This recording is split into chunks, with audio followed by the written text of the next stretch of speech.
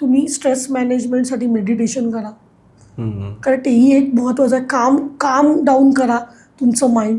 तिथे एन्झायटी जिथे तयार होते त्या विषयांवर फोकस करून brain science technique, science of रिकलेक्शनच्या टेक्निक्स तिथे पहिल्यापासून वापरा सो दॅट तुमचं क्विक रिव्हिजन कमी वेळात होईल.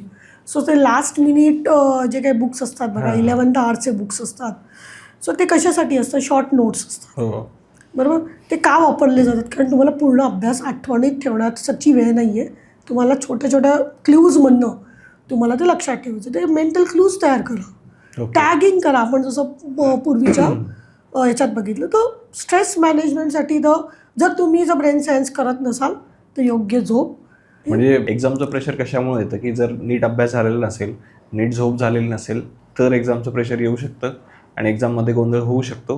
म्हणून सगळ्यात आधी तर झोप व्यवस्थित घ्या, टाईम टू टाईम स्टडी करा आणि ज्या काही तुमच्या गोष्टी लक्षात ठेवण्याच्या टेक्निक्स आहेत त्या थोड्याशा चेंज करा. म्हणजे नुसतं रेग्युलर पाठांतर करण्यापेक्षा ब्रेन सायन्सच्या ज्या काही टेक्निक्स आहेत त्यांचा वापर करायचा.